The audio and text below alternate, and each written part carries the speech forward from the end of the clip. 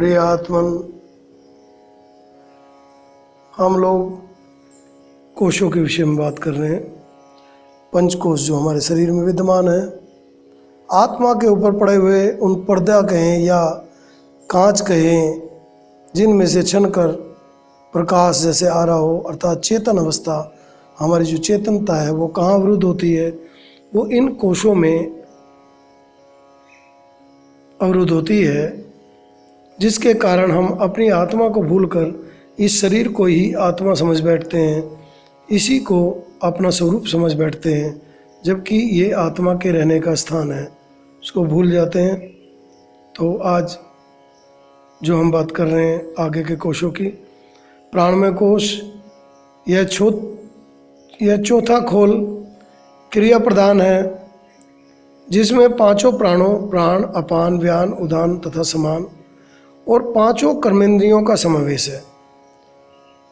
चेतना पांच प्रकार क्रियाओं में विभक्त होकर पांच प्राण कहलाती है, जो कि भौतिक कर्मेंद्रियों की कार्यशीलता बनाती है। शरीर में रुधिर की गति तथा श्वास प्रश्वास की क्रिया पंच प्राणों के ही अधीन है। यह कोश आत्मा को आच्छादित कर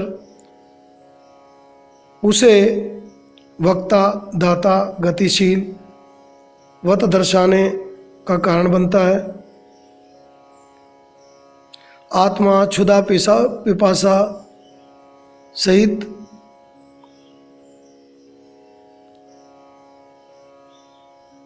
होती है, भूख प्यास भाषित होती है। विज्ञान में कोश, मनोमय कोश तथा प्राणमय कोश, ये तीनों ही सूक्ष्म शरीर हैं।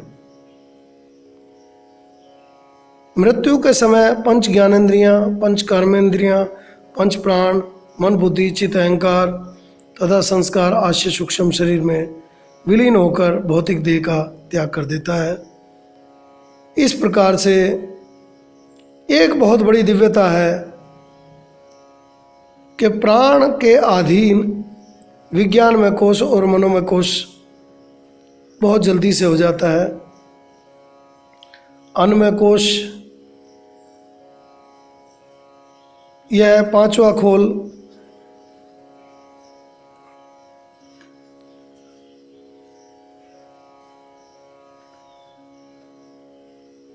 है। यह अन्न की वृद्धि को प्राप्ति होता है, स्थिर रहता है तथा अन्न के न मिलने पर सूखने लगता है।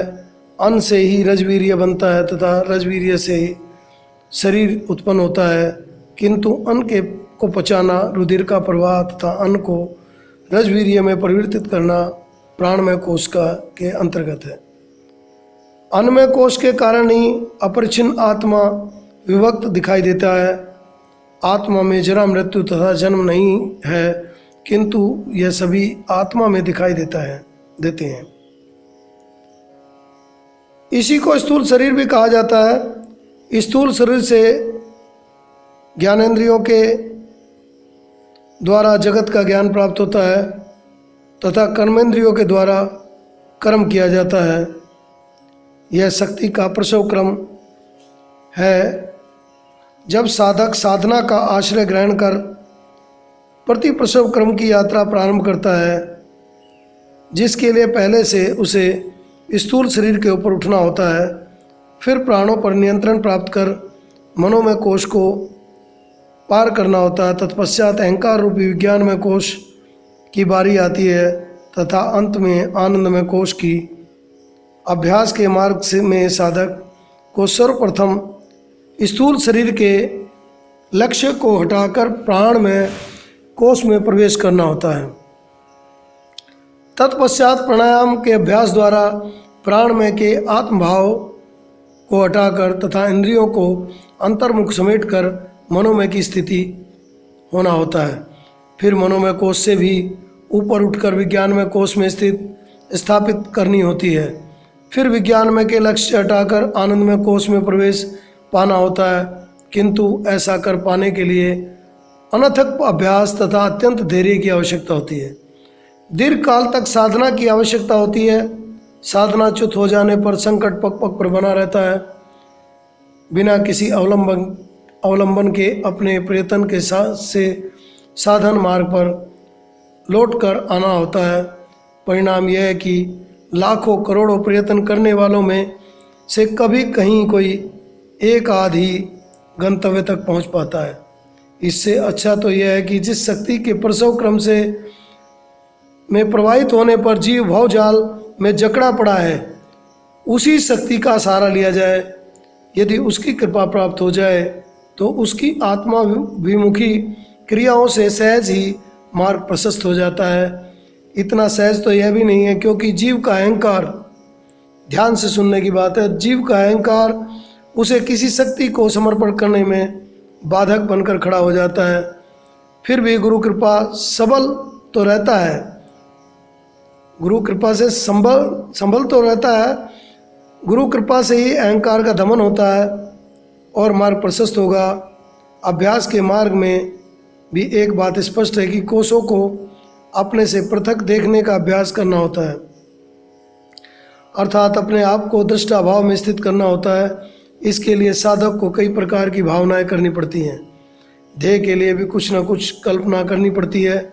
चित्त की चंचलता के कारण किसी ध्येय पर चित्त की एकाग्रता भी एक समस्या है, किंतु शक्ति साधना में संस्कार अनुसार शक्ति की स्वयं सिद्ध क्रिया अभिमुख होती हैं। साधक कहीं अधिक सुगमता से कोषों के आवरण को उतार पाने में समर्थ होता है। अभ्यास भावना का मार्ग है और शक्तिपात साधना का भाव है।